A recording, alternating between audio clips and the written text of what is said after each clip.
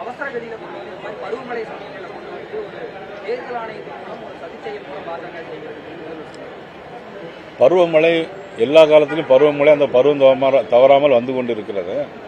சாரை பொறுத்த மட்டும் அந்த சாருன்னு சொன்னாலே ஒரு திமுகவுக்கு எப்படியுமே ஒரு அலர்ஜி. உங்களுக்கு தெரியுமில்ல, அண்ணா பல்கலைக்கழகத்திலிருந்து சார் அப்படின்னு சொன்னாலே திமுகவுக்கு ஒரு அலர்ஜி. அப்புறம் அவங்களுக்கு ஒரு தோல்வி பயம் வந்திருக்கு. இப்போ ஒரு நடுக்கமே வந்திருக்கு இன்னைக்கு திமுக கூட்டணிக்கு. நேரு காலத்திலிருந்து காங்கிரஸ் கட்சி பிரைம் மினிஸ்டர் யாரெல்லாம் இருந்தார்களோ அவருடைய காலத்திலிருந்து இன்று வரையிலும் வாக்காளர் விடுப்பு, சேர்ப்பு, இறந்தவர் பட்டியலை நீக்குதல், இது எல்லாமே இருந்துட்டு இருக்கு. உங்களுக்கும் தெரியும். இருந்தாலும் நீங்களும் திருப்பி அந்த கேள்வியை கேட்டுட்டே இருக்கீங்க. பீகாரில் நடந்த சம்பவம் பார்த்தீங்கன்னா 65 லட்சம் பேர் அங்கே, அதில் 65 லட்சம் பேர் நீக்கப்பட்டிருந்தாங்க. அதில் 30 லட்சம் பேர் ஊர்லேயே ஆள் இல்லை. 28 லட்சம் பேர் இறந்தே போனாங்க. மீதி உள்ளவங்கெல்லாம் அடுத்த இடத்துக்கு குடிபெயர்ந்துட்டாங்க. ஆனால் இப்போ குளத்தூர் தொகுதியில் மட்டும் 9000 வாக்குகள் அதிகமாக இருக்கு.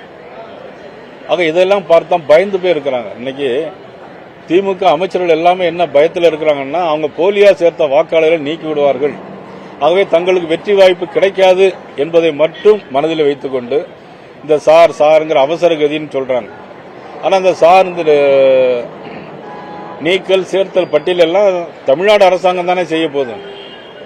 இந்த அதிகாரிகள் தானே போய் விடுவிடா போய் செய்ய போறாங்க.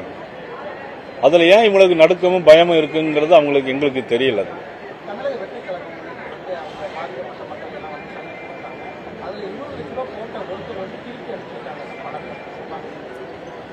அதாவது பணம் நிறைய பேர் பணம் கொடுக்கறது உதவி செய்யறது நோக்கத்தோட கொடுப்பாங்க. சில பேர் யார்கிட்டையும் உதவி வாங்க மறுப்பாங்க. ஏன்னா யாருடைய உதவி இல்லாமல் இருக்கணும் அப்படிங்கிற சில பேர் இருப்பாங்க. அந்த வகையில் அவங்க பணத்தை திருப்பி அனுப்பியிருக்கலாம்.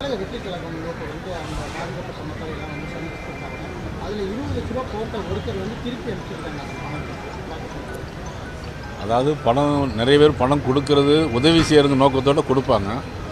சில பேர் யார்கிட்டையும் உதவி வாங்க மறுப்பாங்க. ஏன்னா யாருடைய உதவி இல்லாமல் இருக்கணும் அப்படிங்கிற சில பேர் இருப்பாங்க. அந்த வகையில் அவங்க பணத்தை திருப்பி அனுப்பியிருக்கலாம். வரேங்க.